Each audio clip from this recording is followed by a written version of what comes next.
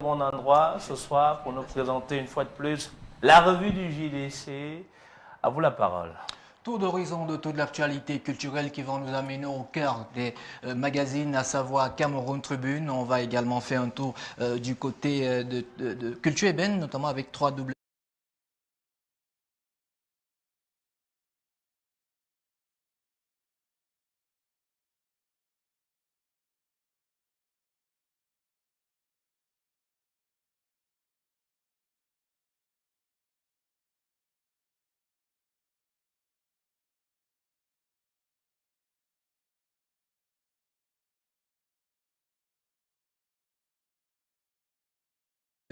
Culture Ébène pour évoquer cette actualité dans la continuité de Voir Jolie. Et puis on ira aussi retrouver un ami de Visley, sans oublier de parler alors de ce focus, de cette analyse et qui en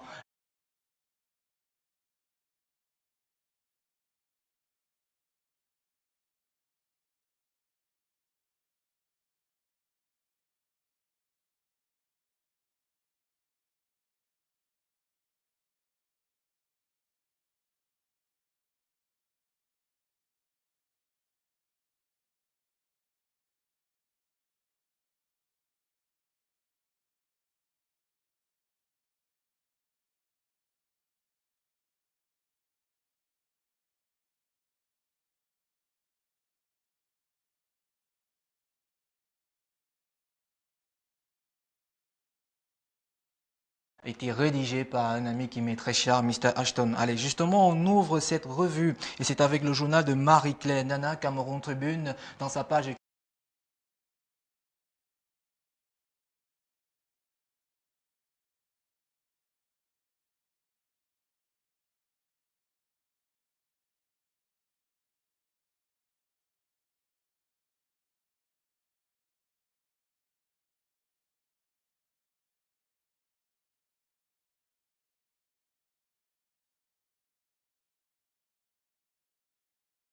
Culture qui a décidé de l'ouvrir avec du cinéma et c'est celle qui signe cet article n'est d'autre que Laurentine Assiga qui se trouve encore du côté de l'Hexagone. Nuit de la série africaine, le Cameroun brille à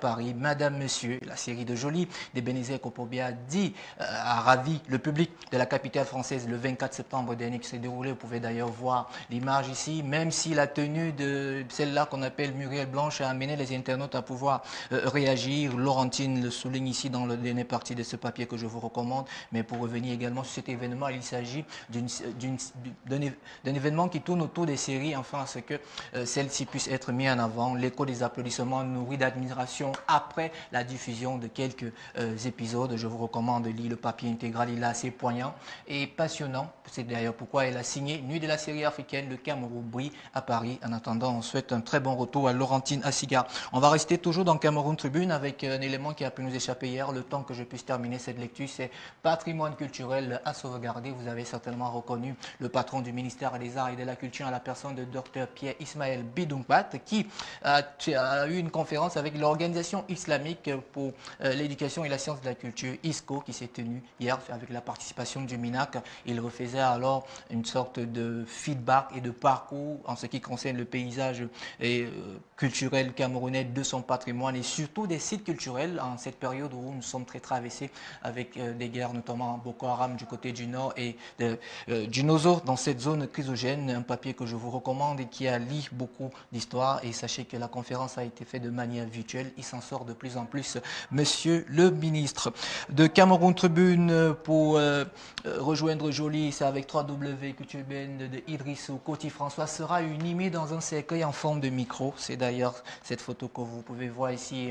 On revient alors sur le jour de son décès, le 4 août 2021. On dit que le choix a été fait à l'artiste qui utilisait le micro de son vivant pour égayer les cœurs.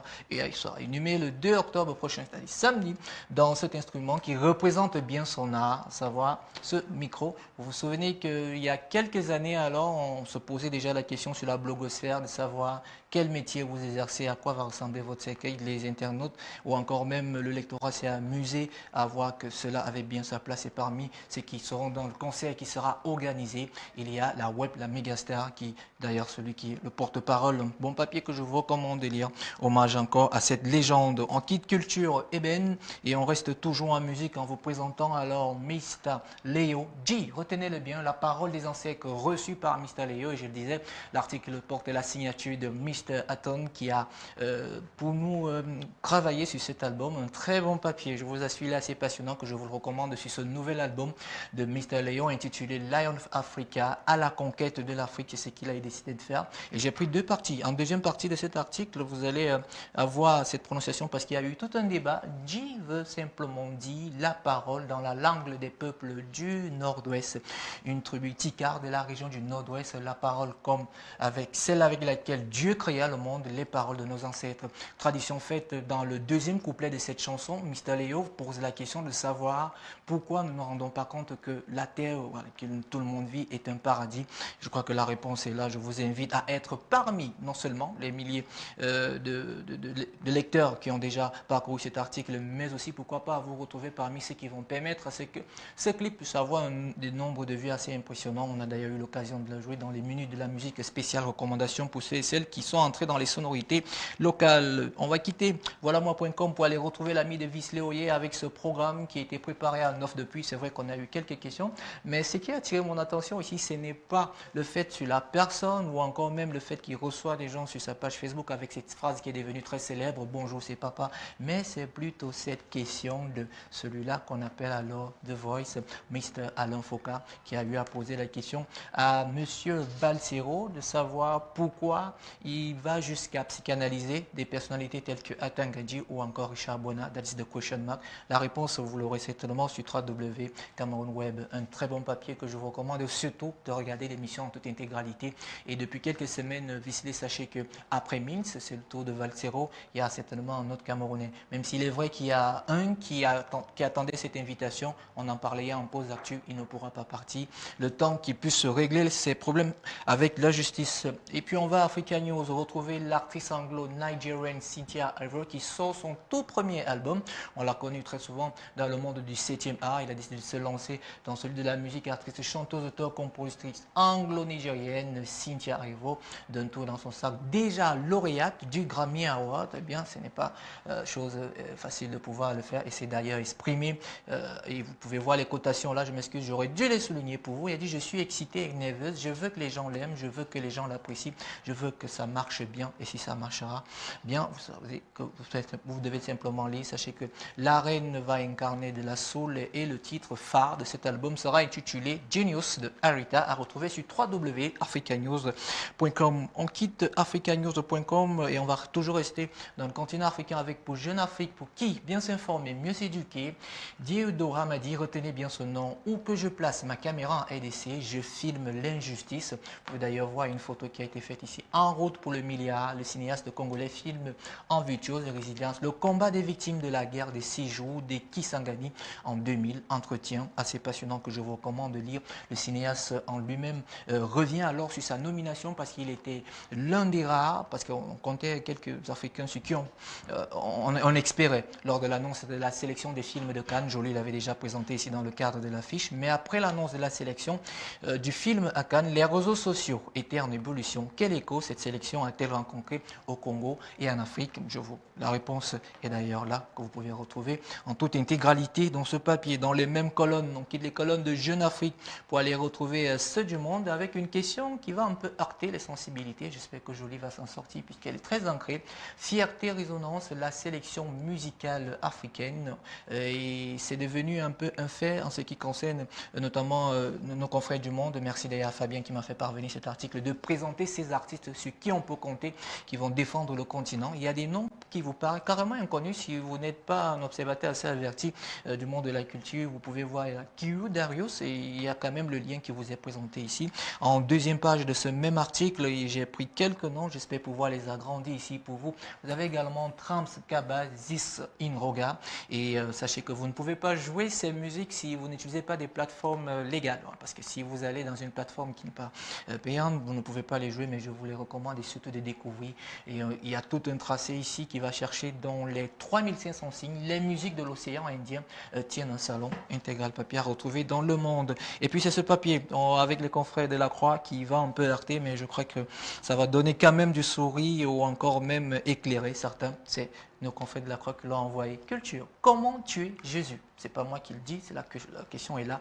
De Philippe Lefebvre. Quand la Bible parle d'abus et de libération, comment tuer Jésus? Habit, violence, imprise dans la Bible de Philippe Lefebvre. Allons-y en page interne pour voir ce qui est dit, de ce que les confrères ont eu à rédiger, de ne pas jeter le voile pudique, de questionner le vocabulaire même de la Bible que nous lisons tous les jours. Le parcours de Jésus jusqu'à sa croix est lui-même une mise en lumière de ces violences quotidiennes subies par toutes les personnes abusées auxquelles le Christ s'est identifié.